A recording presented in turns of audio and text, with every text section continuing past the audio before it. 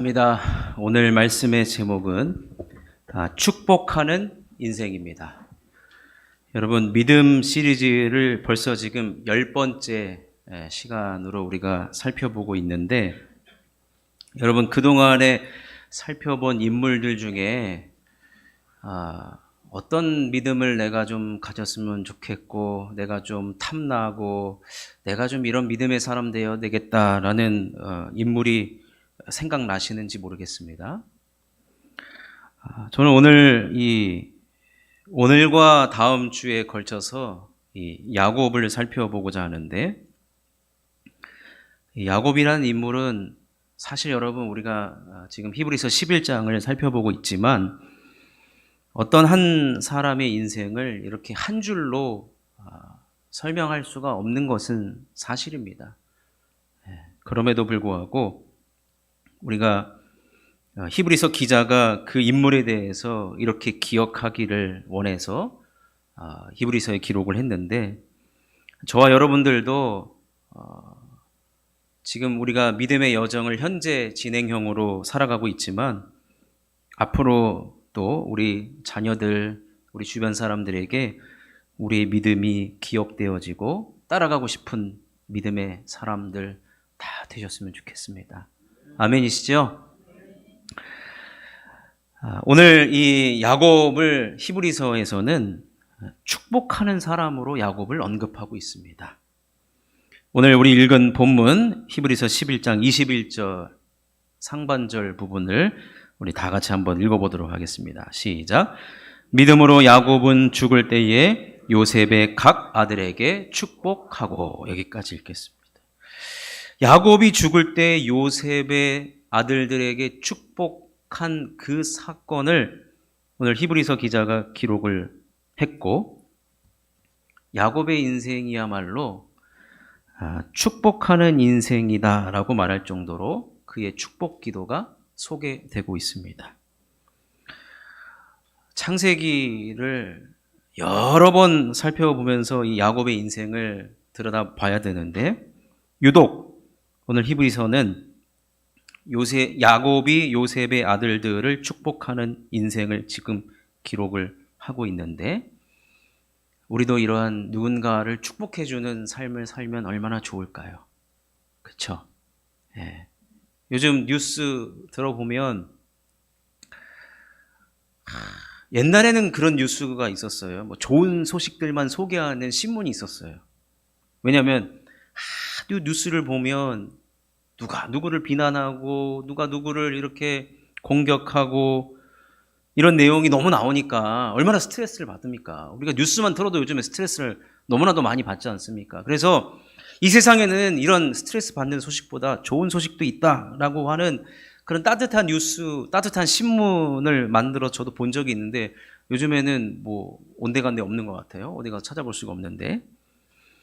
여러분, 그러나 오늘 말씀에 여러분 따뜻함이 있습니다. 같이 따뜻해지셨으면 좋겠습니다. 예. 자, 우리가 이 야곱은 어떻게 축복하는 인생이 되었는가?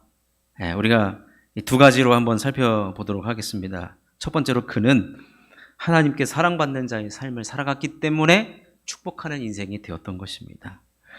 여러분, 야곱은요, 이 아버지 이삭으로부터 축복 기도를 받아내려고 아주 악착같이, 진짜 악착같이 그 축복 기도를 받아내었습니다. 제가 받아내었다라는 표현을 할 정도로 거의 아버지의 멱살을 잡고 축복 기도 주지 않으면 내가 아버지 곁을 떠나지 않겠습니다 라고 할 정도로 너무나도 그는 아버지의 축복 기도를 사모했고, 또 실제로 그 축복 기도를 받아내었어요. 축복 기도를, 자기가 원하는 거를 이제 손에 얻었단 말이에요. 여러분, 내가 원하는 것을 얻어내면 어떤 마음이 듭니까? 세상을 다 가진 것 같아요. 지금 죽어도 여한이 없을 정도로 자기가 간절히 바라고 원하는 것을 지금 받아내었습니다. 그의 마음은 밥 안 먹어도 배부르죠. 앞으로 내 삶은 이제 축복 기도대로, 시온의 대로가 열릴 것이다. 내가 가는 길이 길이 될 것이고 누구든지 나를 복 줄 것이다. 내가 가는 삶이 복된 삶이고 수많은 사람들에게 저의 삶을 따라가고 싶다. 그러한 지금 상태예요. 야곱의 상태가. 근데 그의 바람대로 되지 않았습니다. 웬일입니까? 그는 그 축복 기도를 받아내자 자신이 살고 있던 집과 가족을 떠나야만 했습니다. 성경에서 야곱은 집을 좋아하는 사람이라고 표현하고 있어요. 집사람. 집이 너무 좋아. 반면에 에서는 사냥꾼. 밖에 나가가지고 사냥하고 거친 야생의 삶을 너무나도 좋아했는데 반면 야곱은 그렇지 않았어요. 그런데 그가 축복 기도를 받고 나서 집을 떠나야 된다? 사실은 재앙과도 같은 상황이 지금 펼쳐진 겁니다. 저주에 가깝다라고 할 수 있습니다. 그런데 형 에서가 자기에게로 와야 되는 그 축복 기도를 가로채간 이 야곱을 죽이려고 했기 때문에 그는 어쩔 수 없이 외삼촌 라반의 집으로 도망가게 되었습니다. 집을 떠나본 적이 없는 사람이 집을 떠나야 한다? 이거는 모험이 아니라요. 목숨 내걸고 지금 하는 행동인 것이죠. 어쩔 수 없이 라반의 집으로 가던 중에 밤이 되죠. 밤이 되었습니다. 그가 머물렀던 곳은 루스라는 곳이죠. 밤이 됐으니까 이제 피곤하니까 돌을 가져다가 베개로 삼고 잠을 잤습니다. 그런데 그때 여러분 기가 막힌 일이 벌어지는 겁니다. 베개를 베고 누웠던 그곳에 갑자기 하늘의 문이 열리는 거예요. 그리고 거기서 사닥다리가 하늘에서 내려옵니다. 그리고 그 하늘에서 땅으로 천사들이 오르락 내리락 하는 거예요. 여러분 누가 봐도 신비한 광경 아니겠습니까? 그러면서 저 맨 꼭대기에 하나님의 음성이 들리기 시작하는 겁니다. 자, 창세기 28장 13절입니다. 우리 함께 읽어보겠습니다. 시작. 또 본즉 여호와께서 그 위에 서서 이르시되 나는 여호와니 너의 조부 아브라함의 하나님이요 이삭의 하나님이라 내가 누워있는 땅을 내가 너와 내 자손에게 주리니. 사실 야곱이 하나님의 축복 받는 거를 사모했잖아요. 간절히 원했단 말이에요. 그런데 창세기를 자세히 읽어보시면 지금 우리가 읽은 창세기 28장 13절 이전까지 야곱이 하나님을 직접적으로 만났다라는 장면이 나오지 않아요. 아버지로부터 얘기를 듣거나 어머니로부터 얘기를 들었지 간접적으로 하나님을 만났지 직접적으로 하나님을 만난 적은 없어요. 그런데 그가 지금 외삼촌 라반의 집으로 가던 길에 그 루스에서 베개를 베고 자던 그때에 그가 처음으로 하나님을 만난 거예요. 처음으로. 그러면서 하나님께서 야곱에게, 다른 사람에게 아니라 야곱에게, 그 베개를 베고 누워있는 야곱에게 하나님이 말씀하십니다. 창세기 28장 15절입니다. 함께 읽어보겠습니다. 시작. 내가 너와 함께 있어 어디로 가든지 너를 지키며 너를 이끌어 이 땅으로 돌아오게 할지라. 내가 내게 허락한 것을 다 이루기까지 너를 떠나지 아니하리라 하신지라. 하나님께서 지금 누구에게 말씀하시느냐? 야곱에게만 지금 말하는 거예요. 야곱아, 내가 너와 함께 있어주겠다. 함께 있어주겠다. 어디로 가든지 너를 지키고 너를 이끌어 이 땅으로 돌아오게 할지라. 여러분, 야곱의 소원이 뭐겠어요? 집을 떠났지만 야곱은 집사람이에요. 집사람. 집이 너무 좋아. 근데 집으로 돌아오겠다. 야곱이 좋아하는 거 하나님 다 아시죠? 내가 집으로 돌아오게 해줄게. 여러분, 이 이야기를 들은 야곱이 어떤 마음이 들었을까요? 하나님이 나를 사랑하시는구나. 축복 기도를 내가 받았지만 집을 나서야 했던 야곱에게 언제나 함께 하시겠다는 그 약속은 야곱은요, 그 어떤 음성보다 사랑의 음성으로 들려온 거예요. 하나님이 나를 이렇게 사랑하시는구나. 내가 비록 내가 좋아하는 집을 떠나야 되는 지금 처량한 상황이지만 하나님이 나와 함께 하신다? 그러니 걱정 말아라? 이 말은 뭐예요? 야곱아, 내가 너를 사랑한다. 내가 너를 사랑한다는 거예요. 여러분, 사람의 말이 사람들끼리도요, 진심은 전해지게 되어 있습니다. 그죠? 언제 한번 식사합시다. 다 거짓말이 한국 사람들. 언제 한번 밥 한번 먹어요? 밥 먹은 적이 없어요. 진짜 식당으로 불러내야 밥 먹는 거지. 하나님 사탕 발림이 아니었어요. 네가 어디로 가든지 내가 너와 함께 하겠다. 이 땅으로 돌아오게 하겠다. 야곱이 진심이 느껴지니까 야곱이 확신이 드는 거예요. 하나님의 사랑이 확신이 드는 거예요. 야곱의 마음 안에 하나님의 사랑이 탁 박혀버린 겁니다. 그러니까 그가 일어나자마자 했던 행동이 뭐냐면 베개를 베고 있었던 그곳에 그 돌베개를 베고 잤는데 거기다가 기름을 부어요. 당시 기름은 야곱이 외삼촌 라반의 집으로 갈 때 무엇을 가져갔겠습니까? 맨손으로 나간 거예요. 근데 기름은 뭐냐면 위급할 때 쓰는, 상처가 났을 때 쓰거나 아니면 그것을 물이 없으면 그거라도 먹어야 되는 비상용이거든요. 누구든지 여행 가는 사람은 기름을 꼭 가지고 가는데 그 기름을 다 부어버려요. 그 돌멩이에다가. 그리고 여기를 베델이라고 이름을 바꿔버립니다. 루스였지만 베델로 바꿔버려요. 베델의 뜻은 하나님의 집이라는 거예요. 여기가 하나님 집을 얼마나 좋아하니까 여기서도 집이야, 집. 하나님의 집이라고 하는 거예요. 그러면서 그가 뭐라고 얘기하냐면 나를 사랑하시는 하나님께 나와 함께 하시고 나를 이곳으로 돌아오겠다라고 하신 그 약속을 지켜주신다면 제가 하나님께 저의 소득의 11조를 10분의 1을 하나님께 드리겠습니다 라고 그러는 거예요. 여러분, 11조를 드리겠다는 것은 주님을 저도 사랑하겠습니다 라는 거예요. 그 사랑으로 다가오신 그 주님께 저도 사랑으로 보답하겠습니다. 나도 나의 전부를 들여서 주님을 사랑하겠습니다 라고 하는 고백인 것이죠. 자, 창세기 28장 21절과 22절을 읽어보겠습니다. 시작.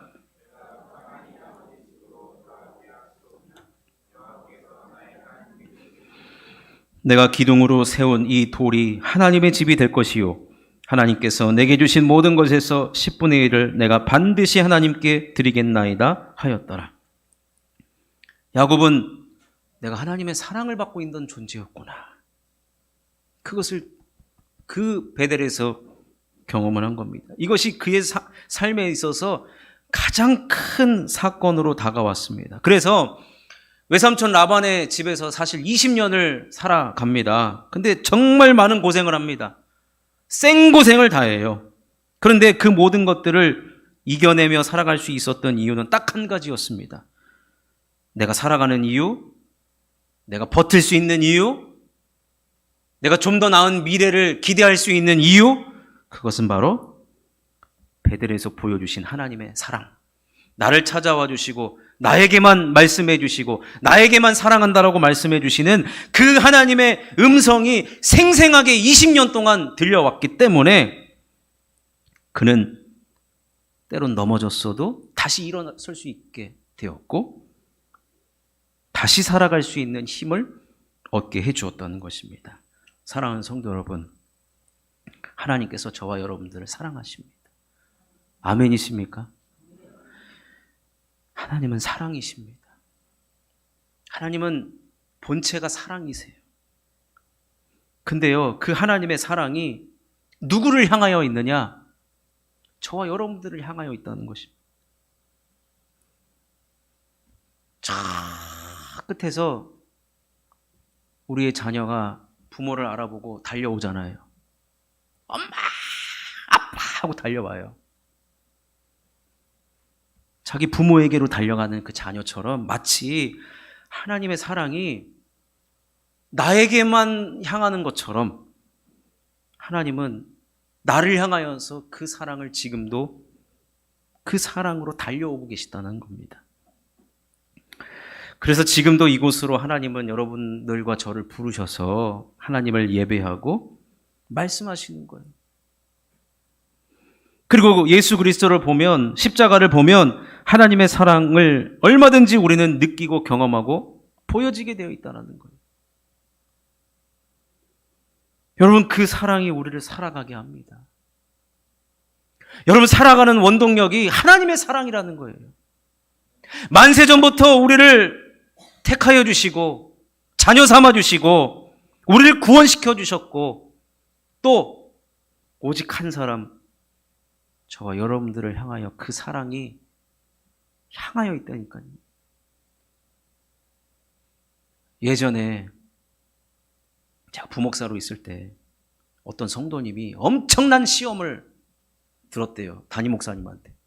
왜 담임 목사님한테 시험을 들었더니 담임 목사님이 악수를 할 때 얼굴을 쳐다보고 악수를 하지 않고 딴 데를 쳐다보고 악수를 해줬대요. 그래가지고 단단히 시험이 들어가지고 교회를 몇 달 동안 안 나온 거예요.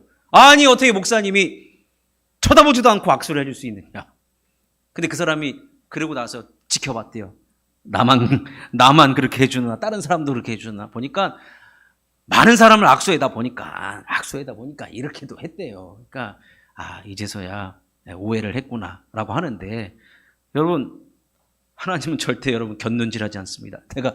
내가 너 사랑한다 이렇게 하지 않아요. 여러분, 눈과 눈을 마주치면서 하나님의 눈과 하나님의 귀와 모든 것은 저와 여러분들을 향하여 있다는 거예요. 그래서 사실 다윗이요, 어느 날 그 사울 왕 때문에 괴로웠거든요. 그래가지고 밤에 너무 답답하니까 바깥으로 나가봤어요. 얼마나 그때 깜깜합니까? 전기가 없으니까. 깜깜해가지고 하늘을 올려다봤는데 웬일이에요? 하늘에서 하나님께서 자신을 위해서 별을 만들었다는 그러한 이 은혜가 그에게 갑자기 임하는 거예요. 저 별을 보니까 저 별은 나의 별. 저 별도 보니까 나의 별이에요. 보니까 하늘에 별만 있는 게 아니라 달까지 있는 거예요. 그러면서 하나님의 사랑은 하나님이 저 하늘에 밤하늘의 별과 달을 나를 위해서 만들었구나. 그래서 내가 지금 힘들어가지고 이런 생각이 들겠지 해가지고 잠을 자고 아침에 일어나서 보니까 모든 햇살이 나를 향하여 비추고 있다는 거예요. 우리 하나님의 사랑이 이렇게 나에게로 향하고 있다. 얼마나 감사합니까? 그래서 다윗이 늘 고백했습니다. 뭐라고 고백하느냐? 하나님, 제가 주님을 더 사랑하겠습니다. 하나님, 제가 주님을 더 사랑하겠습니다. 사랑하는 성도 여러분, 야곱도 지금 이렇게 하나님을 경험을 했습니다. 베델에서의 그 사랑의 경험이 그의 삶을 이끌어갔고 그를 되게 했던 것처럼 하나님의 사랑은 지금도 저와 여러분들에게 풍성하게 넘치고 있다는 것입니다. 그러니 그 사랑을 특별히 오늘 예배를 통하여서도 주님이 말씀하고 계시는 거예요. 지금 제가요, 지금 여러분들에게 말씀을 전하지만 여러분 나에게 주시는 말씀으로만 받아보십시오. 이거는 나를 위한 말씀이구나. 그러면 더 특별한 하나님의 사랑을 계속해서 경험하게 될 줄로 믿습니다. 야곱이 이 사랑을 받았잖아요. 이 사랑. 그러니까 이 사랑은 결국은요, 다른 사람을 축복하는 인생으로 살아가게 됩니다. 그래서 두 번째로 하나님의 사랑은 결국 축복하는 인생을 살아가게 한다는 것입니다. 여러분, 야곱은 본래 자기 중심성이 너무나도 강했던 사람이에요. 나만 복받으면 되는 사람이에요.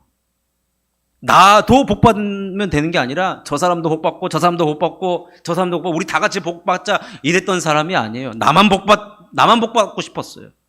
그래서 뱃속에서부터 형의 발꿈치를 잡고 태어나잖아요. 그리고 형이 배고플 때 그 팥죽 하나로 장자권을 사버렸단 말이에요. 주변은 하나도 안 보이는 거예요. 오직 자기 자신. 나만 잘 되면 돼. 나만 사랑받고 나만 잘 되면 돼. 그런 자기 중심성이 너무나도 강했던 사람이죠. 근데 그랬던 야곱이 인생의 후반부를 보면 축복하는 인생이 계속해서 부각되고 있어요. 창세기에 보면은 여러분, 당시에 가장 최강국이 어디였습니까? 이집트였어요. 이집트, 애국. 근데 요셉이 거기에 총리로 가 있잖아요. 그리고 요셉이 아버지와 바로를 만나게 해주는데 바로가 이 야곱에게 축복 기도를 해달라고 그러지 않습니까? 그래서 이 야곱이 바로를 축복 기도해줘요.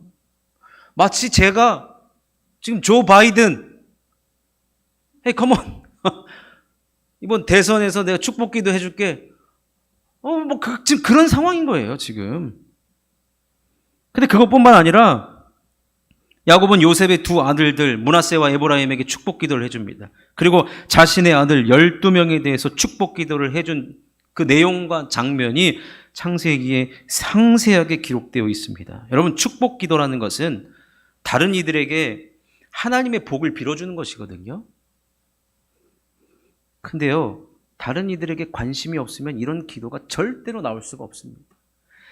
나에게만 관심을 받으면, 저는 이런 사람도 봤어요. 축복 기도 받고 싶으니까 이제 해도 안 되니까 본인 스스로 본인 머리에다가 얹고 축복 기도를, 하나님 저한테 축복 기도 축복해 주십시오. 복을 주십시오. 네. 다른 이들에게 관심이 있기 때문에, 즉 나뿐만 아니라 여기 있는 사람 다 복 받았으면 좋겠다라는 생각을 갖게 되는 거예요. 그런 마음이 없으면 축복 기도 할 수가 없다는 겁니다.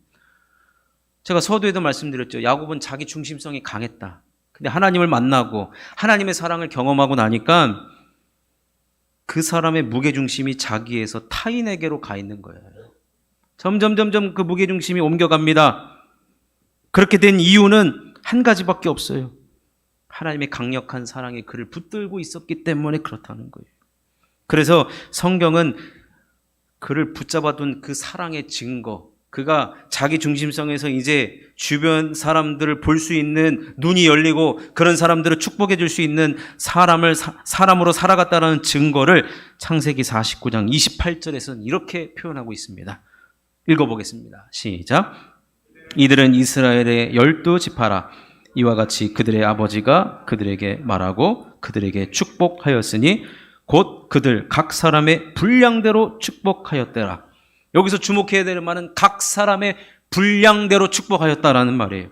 분량대로라고 하는 말은 축복 기도를 받는 대상이 어떤 성향이고 어떤 인생을 살아왔고 어떤 사람인지를 알면서 축복을 해줬다는 거예요.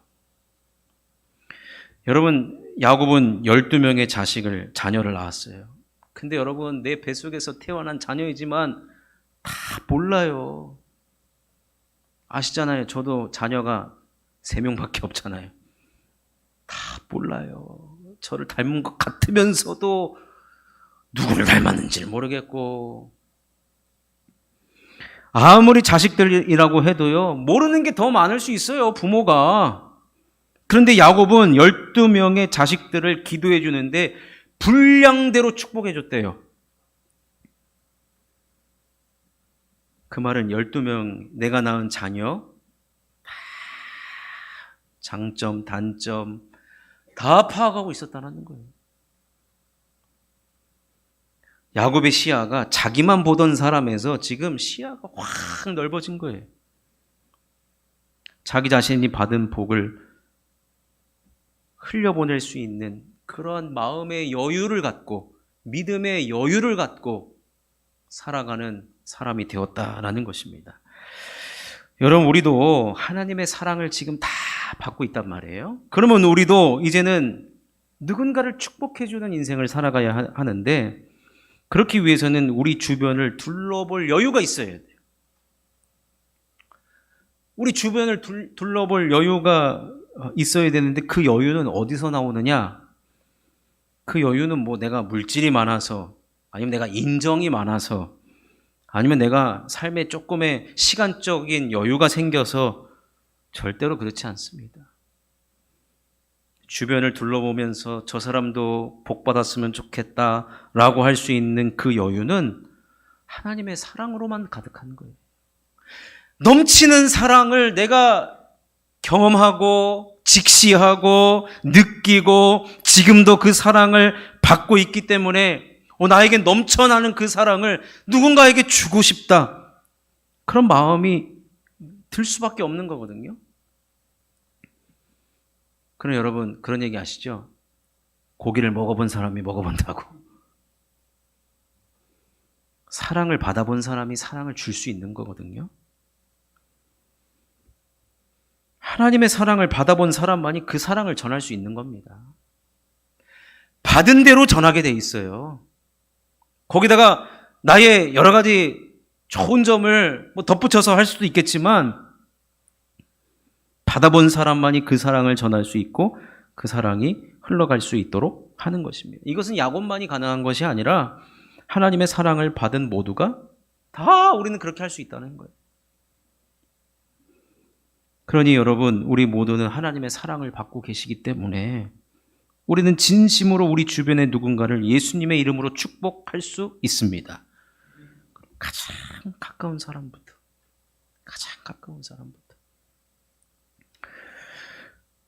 오늘 우리가 주일 오후 예배는 예배 대신에 가정 섬김의 날로 우리가 이제 지키도록 했는데, 주보를 한번 보시면 뒷면에 보면 칼럼 대신에 오늘 이렇게 체크리스트를 제가 이렇게 해놨어요. 체크리스트. 근데 오늘 그거 다 체크를 하고 하면 오늘 하루도 부족할 겁니다. 그러니까 꼭 하실 수 있는 거 최소 한 가지만. 근데 여러분, 그 체크리스트 내용을 보시면 가족을 위해, 가족 구원을 위해 축복 기도하기, 함께 식사하기, 전도 대상자 찾아가기, 집안일 함께 하기, 가정 예배 드리기, 성경 읽기, 산책하기, 전부 다 누구에게로 향하고 있습니까? 내가 아니라 타인에게로 향하고 있는 거예요. 예수 믿지 않는 우리 가족, 또 함께 신앙생활하는 우리 가족, 그리고 예수님을 모르는 전도 대상자.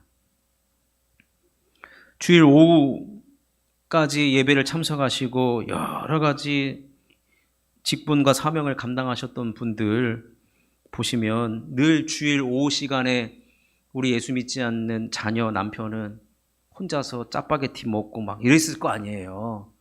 이때 같이 가서 식사해주면 여러분, 그게 선교이고 전도이고 그게 사랑을 보여주는 것입니다.